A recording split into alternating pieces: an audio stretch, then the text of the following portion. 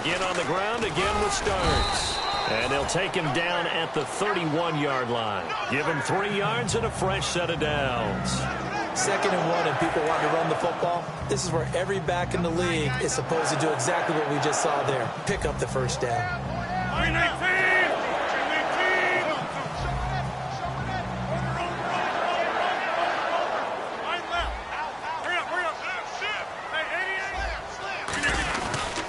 Starks.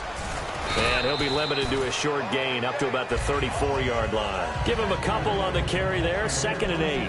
And a wide receiver to watch in this offense, certainly Jordy Nelson. And most defenses watch him run past them. Jordy Nelson can run every route in the route tree and take it to the house. 2nd down following the run.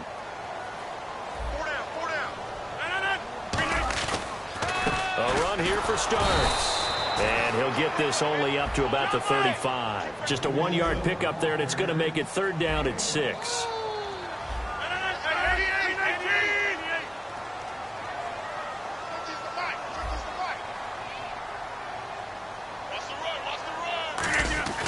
Throwing is Rodgers on 3rd down. And he finds Cook. And he's taken down at the 43, but not before picking up the first. And there's a completion to the tight end. And look at the size of these players nowadays. At that spot, 6'4", 6'5", and up. A lot of guys used to be basketball players, somehow came back to football. And that's really good for the game of football. You're getting better athleticism, great hand-eye coordination, guys who know how to control their bodies when they run their routes. That's a good play by the guys on the defensive side of the ball. Held them to a gain of 2. And that changes the playbook a little bit now for the guy calling plays. 2nd and 8. Now he's got to probably think about going to the air instead of maybe staying with the ground game.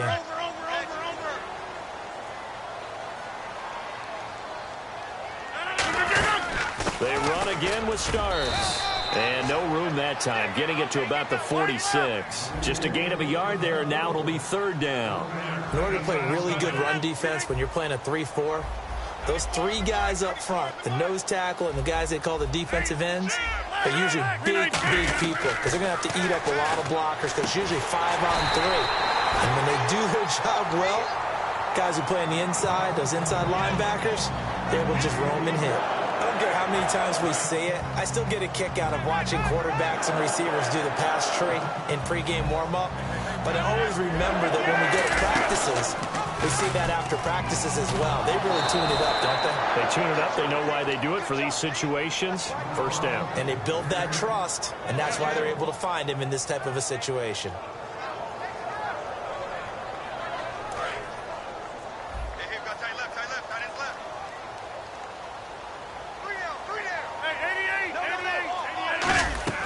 On 2nd down, here's Rodgers.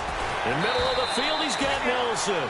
It's a 9-yard pickup on the play, and that'll lead here to a 3rd down. And he's already got 2 catches on the opening drive. They know he's going to be a handful. And sometimes you game plan for that offensively. You want to make sure that guy touches the ball, and sometimes it just happens naturally. And then you change your game plan. When he has the hot hand, you keep going back to him because he's running routes with confidence as the game goes on.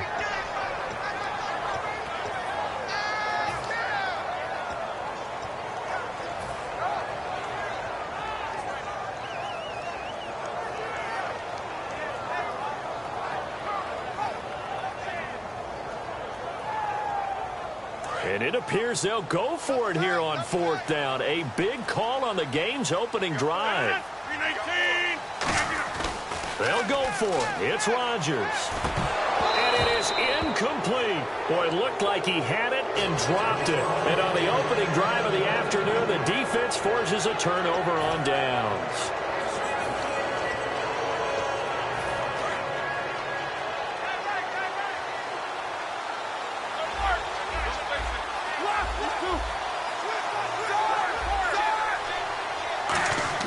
On 1st and 10, it's Roethlisberger. And a quick throw here, that's complete. A loss of a full 3 yards, and now it's 2nd down. A pass for negative yardage, obviously no good. Maybe he shouldn't have thrown it, or maybe he shouldn't have caught it. And I think we were seeing it at the same time, weren't we? Maybe you let that one go, right? Because you can see the lost yardage about to develop. But that goes against every instinct of a receiver. They're taught to catch everything. So it's really hard to be mad at him and yell at him for trying to make that play.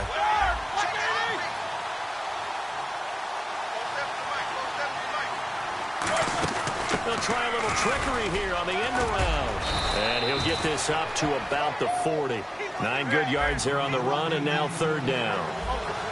And that looked like some pretty easy yardage there right up the gut. And he's a guy that has some height to him. So when you don't have to drop a shoulder or create or get through contact or trash, makes it a lot easier to stay upright, see the field, and make a run as we just saw there.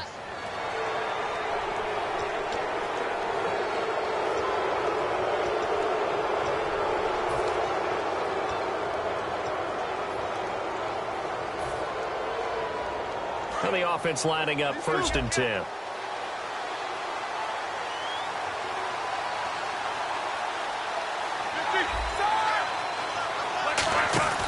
Back to the ground, this time with Bell. And he'll be brought down, losing yardage back at the 40. So a loss of 5, and it'll be 2nd down. The evolution of Clay Matthews as a player, it's just one that they're going to end up writing books about. He didn't even start until his senior year at USC. He didn't start in high school. And now he's at all-pro level in the NFL.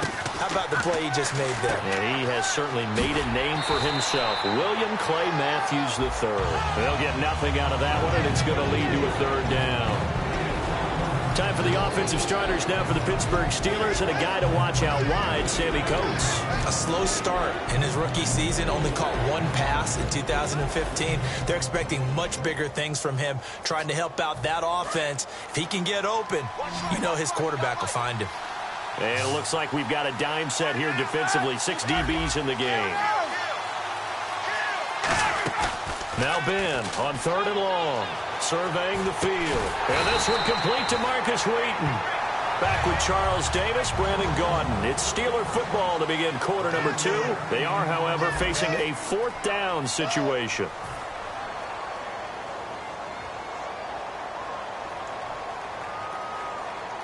On 4th down, here comes the Steeler punter Jordan Berry to kick it away.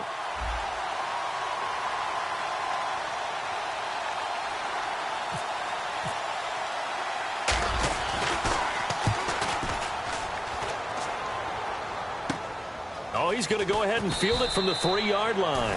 43-yard punt, but they get 9 back on the return. And the Packer drive will start from deep in their own territory with a 1st and 10.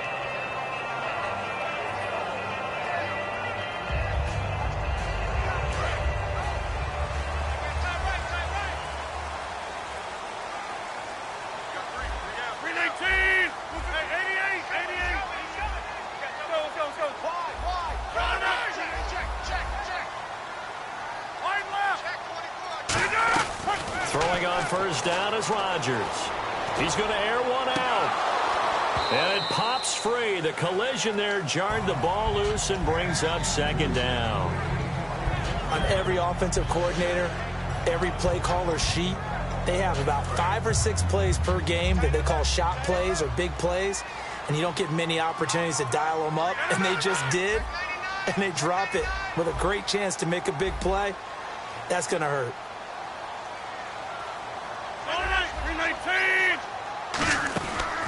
They'll run the option left.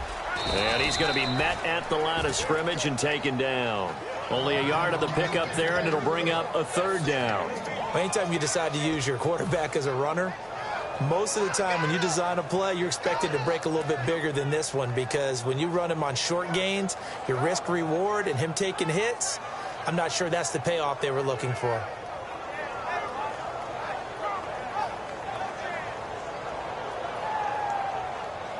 Third down now following the run.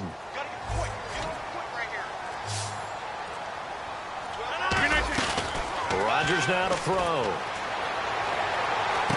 It's caught. Nelson. And he's going to have the 1st down yardage as he's down at about the 30-yard line.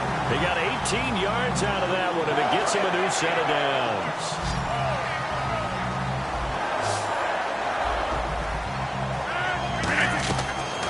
Steelers now on first down. Caught by Nelson left side. And he'll be taken down, but not before he gets into enemy territory. And when you're playing a quarterback with some experience and some moxie, you enter the danger zone when you decide to blitz him, because if he's able to diagnose as he did on that play, he can hurt you downfield. He reads defenses so well, doesn't he? He really does, and the best part about that play for him, I don't think that was his primary target. I don't think so either. I think he had the read, figured out where the blitz was coming from, and went to a secondary target for a really nice game.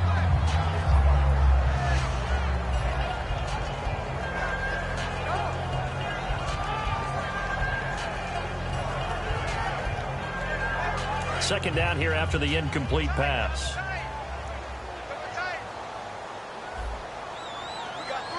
They come up in an offset eye.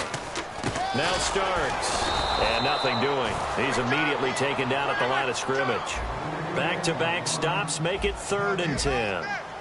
And he got off the end there very quickly to make that play. Yeah, it was almost like the bullet train, wasn't it? I mean, just zoom. Quick, quick, quick. And what a terrific play, holding them to no gain. Open man, the tight end Rodgers. It's a big play that time for the Packers. 43 yards. As we continue to advance in the NFL, as people continue to scout players, they really don't care as much about body types as they care about those guys who can make people miss, run through tackles, and gain all that additional run after catch. Anybody who has that ability, they want them on their team. First down and goal to go from the 7. They'll toss it to Starks. Looking for a crease, can't find one. Stopped at the line of scrimmage. Nothing on that one. It'll be 2nd down. Partner, when it's a goal-to-go situation, if you're on the field on defense, you have to know that you may be called on to make a tackle. And he can't get rid of it. He's taken down. Javon Hargrave coming up the middle, gets him there for a loss of about 9. From the 15 now after the sack. It's 3rd and goal. And the D looking like they may blitz. To throw, it's Rodgers. And this is going to be incomplete. And that was a nice play. He knocked it away, but obviously you want the interception in this situation. You want to take away any chance that they have any decision to make on 4th down. But things happen so quickly in the end zone in this compressed area of the field that you're just happy to knock it away and not allow a touchdown. The offense stays out there. A big challenge here from this far back, but they're going for it on 4th and goal. Looking to jam the receivers at the line here. Press coverage look defensively. Rodgers going to throw. And this is incomplete. Let's take a quick second here and talk about some of these young coaches. These rookie coaches are having quite an impact here in the NFL. And I'm going to start with Doug Peterson with the Philadelphia Eagles. I think he's getting off to a nice start. They're 500. Remember, they got out of the gate at 3-0. Adam Gase at 6-4 from the Dolphins as well. On a 5-game run, in fact. And Dirk Cutter, I know 5-5. People aren't going to get excited about that. But they're playing well in the NFC South, and they're keeping themselves in contention with Atlanta. That's going to go as a loss of 2, and it'll be 2nd down. On 2nd down, Roethlisberger trying to lay one up deep. And this will be caught at the 30. And into the end zone. Touchdown, Pittsburgh. Antonio Brown taking it in. And the Steelers have taken the lead. And I think I saw that right. You tell me if I'm wrong. That was just a fly route, just to go. He went. Sometimes speed, just pure speed, is going to win. I don't care how athletic you are on the other side of the ball. When a guy's that fast and he can just take off, if a quarterback has time to throw the ball and release it when he wants to, that's the end result. Nothing you could do about that. He was just a better athlete on that play. Now trotting out there, the Packers getting ready to go. And on the last drive, they were in field goal range. They just opted not to kick it, didn't get it. How does that change the mentality this go-around? I don't think it changes much for the head coach, because this is what he preaches all the time. Attack at all times in any spot on the field, and he likes touchdowns, not field goals. Now, your field goal kicker, you got to make sure you nurse him through and say, okay, don't worry about it. When we need you, you've got to be ready to go. And the team, of course, loves to see points on the board. So let's see if it changes a little bit if they're in the same spot. They got his man complete. It's a big play there for Green Bay. And even 40 yards. So let's go ahead and add to the difficulties of guys trying to cover receivers. They got to deal with speed, shiftiness, all that stuff. But how about when they have height and length and deep downfield? You throw the ball up in the air. That's how they uncover at the end of a route, by being able to go up over the top and make a big catch. Just a yard on the pickup there, and it'll bring up a 2nd and 9. 2 minutes to play here in the first half. We're back to Lambeau following these words.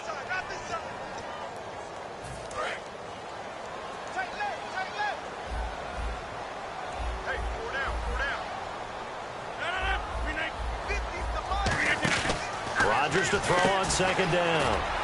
He's going to flip that out to the flat. It's complete. 4 yards on the pickup, and that's going to lead to a 3rd down. I'm going to show my age here a little bit. We used to talk about running backs catching the ball as safety valves. Nowadays, they're a big part of the passing offense. Quit acting like you're so old. You're only 65. Jared Cook had a big welcome back game against the Redskins, over 100 yards and a touchdown grab. He hadn't played since week 3. I did that game. Green Bay, Detroit, in Green Bay. He got hurt in the first half, and we haven't seen him, as you noted, since then. But, boy, he had fresh legs, nice bounce in his step, good shake downfield running his routes. Had a very nice comeback game.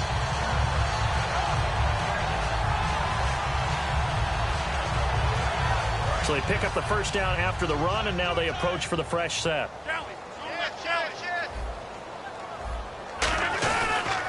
This is Starks. And there just continues to be nowhere to run. He's bottled up again at the line of scrimmage. And they're going to speed things up here. Nice job there defensively to clamp down, because really they've been on their heels this drive. Agreed, and they really needed that one for confidence, just to feel a little bit better. But I don't know if I would be daunted by them stopping me on one run. This drive has gone pretty well. I could come right back at them.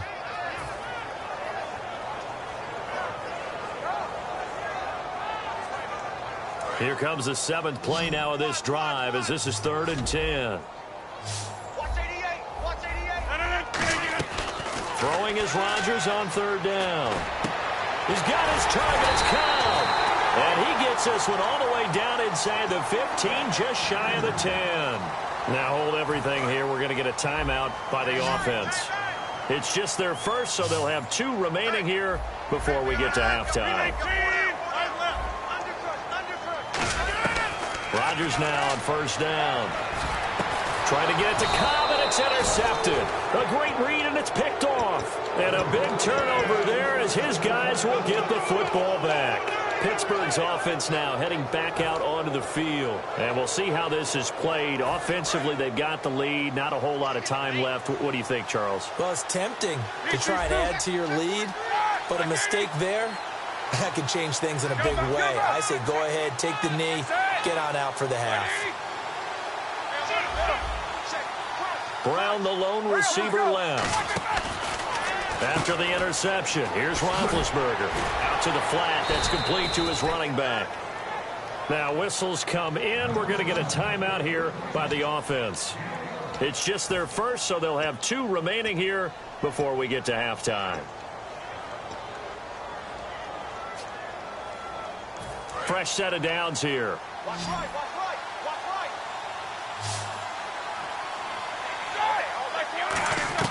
Now Roethlisberger on 1st down. Wheaton with a catch right side.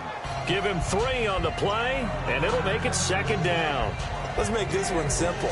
What a catch, especially the finishing part of getting his feet in bounds, toe tapping, and, of course, foot dragging. A little tapestry, if you will. Oh, I like it. Decent chunk of yardage still left here. 2nd and 7. Here comes the D swarming to the line. Now Roethlisberger to throw on 2nd down. He's going to loft one deep left side here. And that will be incomplete with a clock showing 18 seconds now to go. And when all else fails as a defender, when you're not there in the coverage, Your best friend is exactly what we saw there. A big play shot taken by the offense. Unfortunately, it ended in a big drop. And the offense needs 7 out of this play on 3rd down.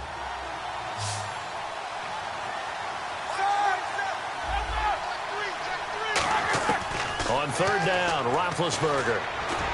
And he finds Hayward Bay. And he's brought down after a good gain. They convert on 3rd with a gain of 22. Well, clearly one of his advantages as a passer is his height. Sit back in the pocket, fired over the middle. That makes things tougher defensively, doesn't it? It really does, because your goal is to move the quarterback off his initial spot when he gets his drop back completed. But when you have that type of height, he can stay in there if he's willing to take the hits and just fire over the top, which saves him time and actually completes a play a little bit quicker than it normally does for a quarterback that has to slide and find open space to throw. You can feel the anguish all the way up here. It certainly looked like he had that one in the end zone, open, unable to hold on to it. And unless this is a quick incompletion, this is likely the last play here of this first half. Final play of the half. It's Roethlisberger. He's got time. He's going to take another shot here. And that is incomplete. So 2 quarters down, 2 remain. Charles and I return after the break. So both teams have their marching orders, and we'll get going again here in quarter number 3. That's fielded in the end zone. And the decision to bring it out is going to cost him about 7 yards all told, as he's taken down back shy of the 20. The Steeler offense now with a football first here to begin the 3rd quarter. They have the lead. Now they'll be looking to extend that lead. And this is where I enjoy talking about one of my favorite subjects, tendency breakers, or counters as I also like to call them. You've done things in a certain way in the first half, and they've had the ability to see what you've done. They're going to make their adjustments. So guess what? You adjust yourself and try and stay ahead of the pace, because you are looking for some separation in this ball game. The adjustment to the adjustment. Without a doubt. Show them one thing, hit them with something else. We can talk all we want about football being a game of strength and brawn. It's also a game of mismatches, and they're trying to create one there, getting it to their back out of the backfield to make a bigger play. As we often say, get it to him in space, let him use his leg. Yeah, if he can get a matchup against a linebacker or maybe a defensive end dropping out in a zone blitz, he's going to win that battle just about every time. Out left here, it's complete to Wheaton. And they get 28 yards on that one. And it'll give the Steelers a first down. You know, when I see passes like that, I'm reminded of something you and I talked about yesterday. Big Ben was a wide receiver the first 3 years of high school, sitting behind the coach's son. And then he finally got that opportunity. I think he's made the most of it. It's always the coach's son, isn't it? But you know where it helps him? When he looks downfield, he knows what the receivers are going to do. He actually has wide receivers' eyes when he's throwing the ball. No gain, and it's 2nd down. So nothing there. I don't know that that's all in the back, though. You got to look at blocking there, don't you? I would agree with that totally. At some point, they have to win at the point of attack. Instead, it's the defense getting it done again and holding them to no gain. Here's Roethlisberger to throw. Over the middle, and it's incomplete. Pretty good coverage there, and both of these defenses, they've had good coverage throughout this one. No doubt about it. And in today's NFL, where we're used to a bit more scoring, this feels almost like a well-pitched game in baseball on both sides, where the tension continues to build. Who's going to make the big play? They come out 5 wide, 3 of them to the right side.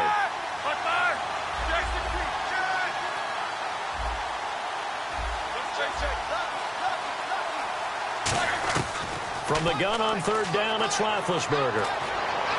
He's going to hit his man out of the backfield, complete. And he's in. Touchdown, Steelers. Le'Veon Bell, 32 yards. And the Steelers find a way to stretch their lead. And it's good to make it 14-0. Boswell now to kick it away after the touchdown. This is fielded a couple yards deep. And he'll get it up to about the 26-yard line just across the 25. So here are the Packers now. They get set for their first possession of half number 2. They trail offense, first time to touch the ball in quarter 3, and we'll see what they can do. And I can't wait to see what they have planned, because some teams script to start a half. Other teams just go, okay, these are the sequence of plays we want to run. These things worked well for us. And sometimes they throw in that big chunk play right away. Shocker. Try and get after them early and try and create a big play to give themselves some momentum. See what they have up their sleeve. Back to the air on second down. It's Rodgers. In the middle of the field, he's got Nelson. A good pick up there of 20 yards. There were a couple holes there, partner. Was that zone coverage? That's exactly what it was, Brandon. When you see man-to-man, that defender runs with the receiver. In this case, they were just taking care of their zone coverages, their responsibilities on the field, and the offense found the open space.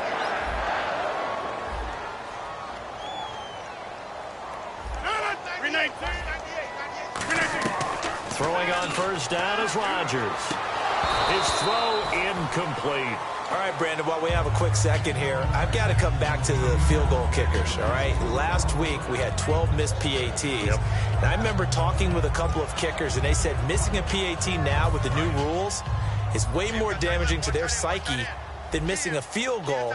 But they also say when you miss a PAT, there's a carryover about your confidence trying to kick a field goal. And we saw 12 of them, a league high missed last week. And some extras coming up on the line here, readying for the blitz. Stepping up, he'll try and run. Call it a gain of 4, and it'll leave him with a third down and 6 to go. Defense thinking pass. They've got the nickel set out on 3rd and 6. I do know that owners, when they watch their quarterbacks run with the football, they usually hold their breath because that's the franchise. But when you're getting that kind of a game, hard to argue against calling it. Jared Cook, the tight end, was the target. And it's 4th down. Not too many things get to a quarterback of this magnitude, but I think it's safe to say that pressure can get to any quarterback. Now, he's obviously a great franchise quarterback, but felt the pressure, threw it incomplete.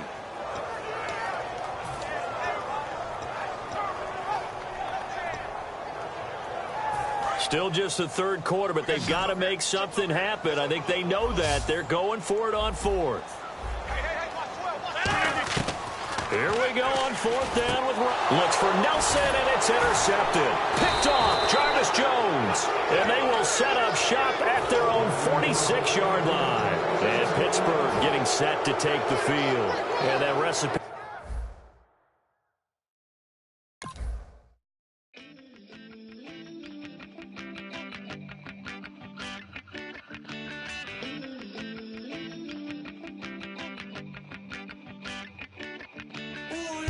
It's in